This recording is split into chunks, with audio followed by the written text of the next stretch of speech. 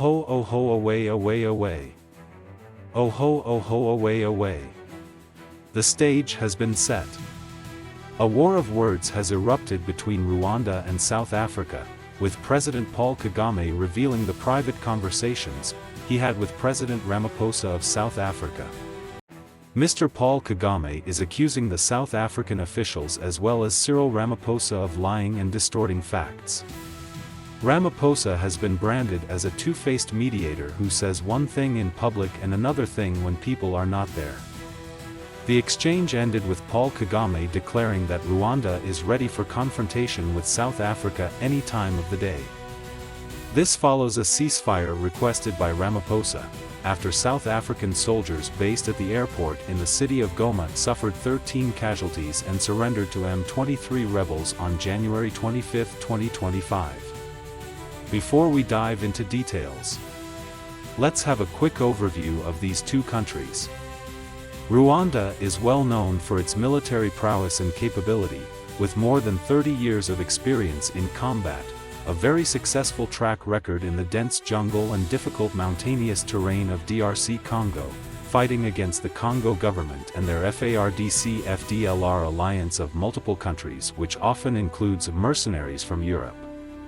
In July 2021, Rwanda also had a successful campaign in Mozambique in the region of Cabo Delgado, which had suffered from an ISIS terrorist insurgency.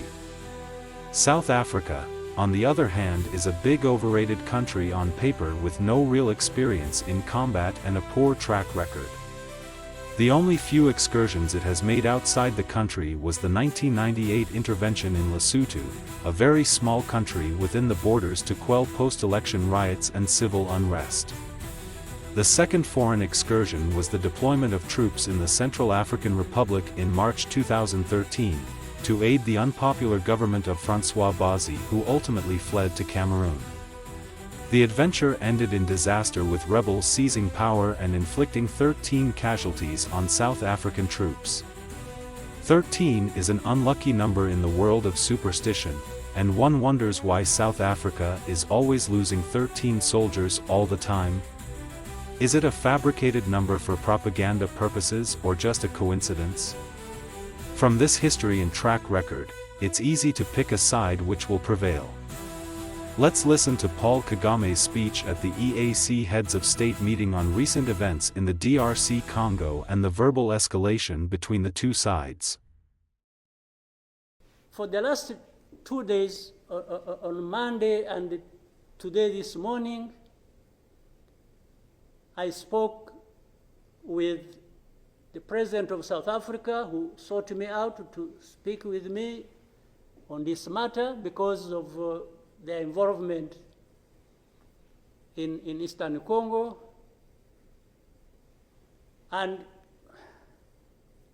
he's also there pretending to be playing a peacemaker role.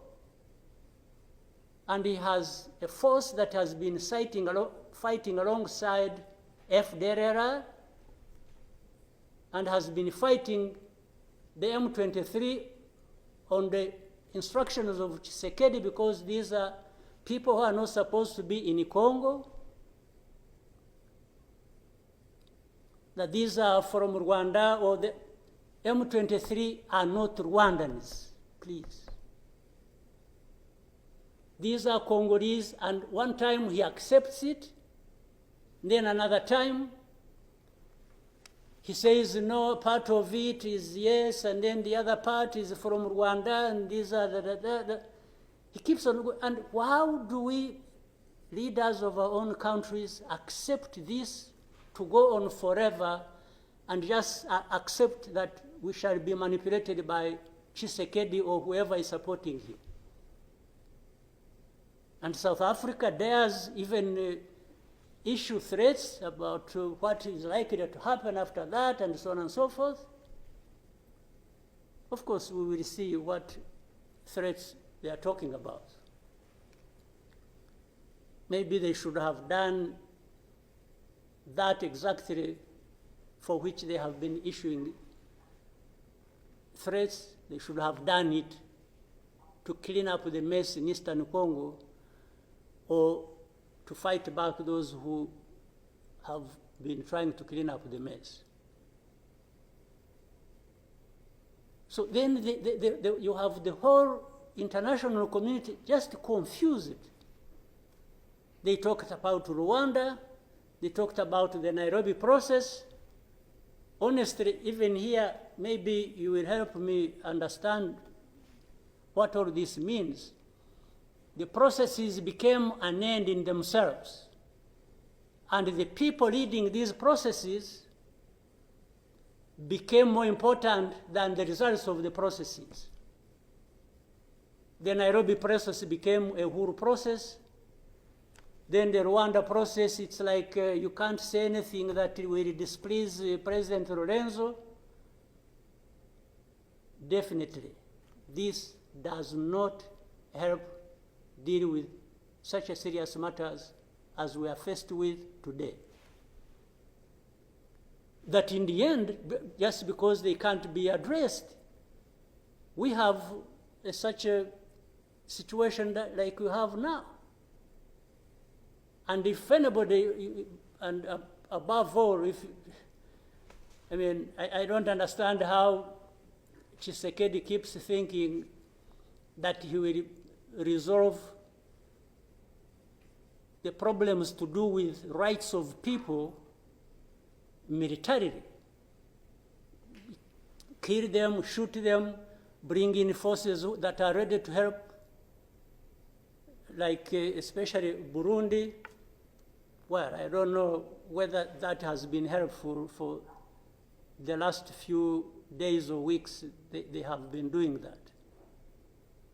So I want us to, Chairman, Your Excellencies, I want us, whatever we are saying and whatever we intend to do, we capture the context rightly and then proceed based on that, and maybe we can get somewhere.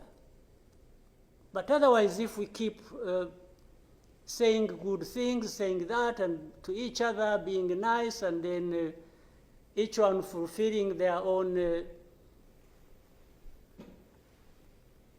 interests other than others' interests, the common interests we have as East Africans,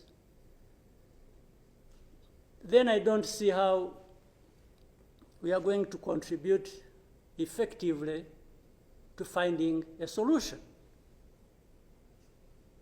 But really, to have even had East African community expelled from Eastern Congo and everybody complied and then there was quiet. It's as if it was normal or that is okay. Everything dictated by the country or the person we are trying to help. I didn't understand that. And that's where we are now. That's how we are here, where we are. So let me maybe for now stop here. I would really want to hear advice of others, but I think it's not just a plaything. It's not, it's a serious matter, evidently, because it consumes people's lives. And the other day, 2-3 days ago, we lost people. There was a lot of sharing from Eastern Congo, from Goma, and killed a dozen people and injured hundreds. We will definitely take care of that. There's no question about it. Thank you, Mr. Chairman. Or, like he did, he didn't want East African community because they were not doing things the way he wanted, even if it was not right.